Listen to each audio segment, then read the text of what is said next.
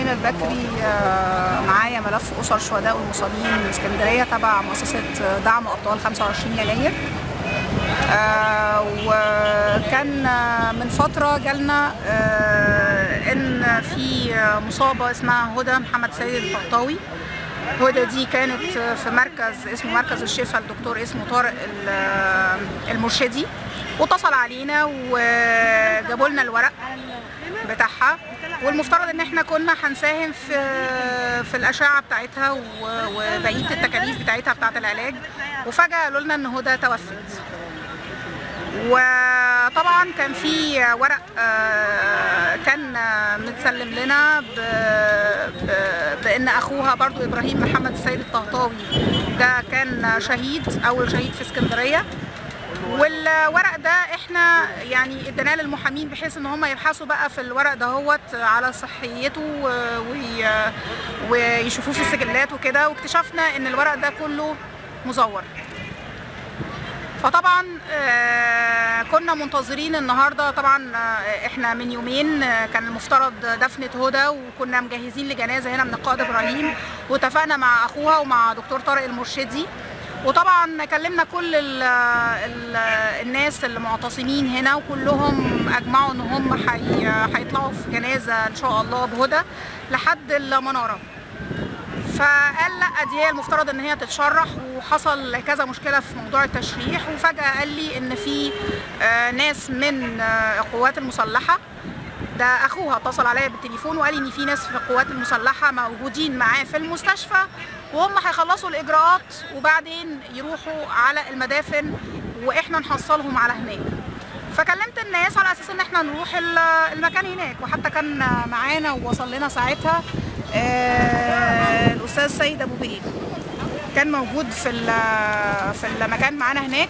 قالوا لنا ان هي هتدفن في الباب اللي في النص في المناره، وفجاه لقينا ان مفيش حد جه، مفيش حد وصل. لما بنسال قالوا لنا مفيش حد ولا على الباب ده ولا على الباب التاني. دورنا على كل الناس اللي دخلوا واتدفنوا، ما لقيناش اسم هدى خالص. وطبعا لما بحثنا بقى في الموضوع مع المحامين وكده لقينا ان مفيش حد اتشرح اصلا، مفيش حد اتدفن. فاحنا مش عارفين قصه هدى دي هل هي واقع ولا هل هي من الخيال. دكتور طارق المرشدي المفترض كان يكون موجود دلوقتي هنا في الاعتصام، والمفترض هو اللي كان يقول الموضوع بتاع هدى من البدايه. اختفى تماما وقفل تليفونه، واخوها قفل تليفونه وما اتصلش علينا، وانا جات لي تهديدات بالقتل على التليفون ان انا لو كملت في الموضوع. علشان كده احنا حسينا ان الموضوع اكيد صادق يعني، بس طبعا ده واضح ان هو حاجه علشان خاطر تشكيك في مصداقيه موضوع اسر الشهداء. واحنا طبعا اسر الشهداء اللي في اسكندريه ملفاتهم معانا من اول 28 يناير، واحنا اللي كنا بننادي باحقيتهم وكل الطلبات بتاعتهم، ونزلنا في الشارع تاني علشان خاطر نطالب بكل مطالبهم. وطبعا الموضوع ده يعني اخد مننا جهد، بقالنا يومين او اكتر بندور على الحقيقه.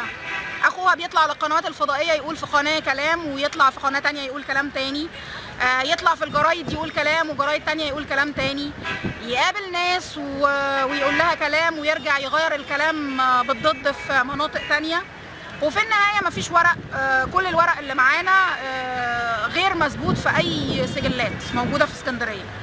فين هدى محمد السيد الطهطاوي؟ قالوا لنا سنها 18 سنة، وقالوا لنا إن هي مصابة وإن حصل لها تسويس في القفص الصدري، وطلع كلام على اليوتيوب وعلى كل المواقع الإلكترونية، طلع كلام على كل القنوات الفضائية واتصلوا عليه، كان بيقول كلام في حتة ويقول كلام في حتة تانية. فواضح ان الموضوع كله يعني كذب. فيعني ده اللي احنا وصلنا له لحد دلوقتي. دكتور طارق المرشدي قافل تليفونه، ولما بنكلمه ما بيردش غير انا جاي وانا جاي التأبين وانا هقول الحقيقة. وطبعا ولا جه ولا وصل المكان ولا اي حاجة، واحنا في انتظاره. احنا عايزين نشوف مين طارق المرشدي. لما سألنا في اتحاد الأطباء العرب قالوا لنا ما فيش حد بالاسم ده موجود عندنا، او ما حدش جالنا.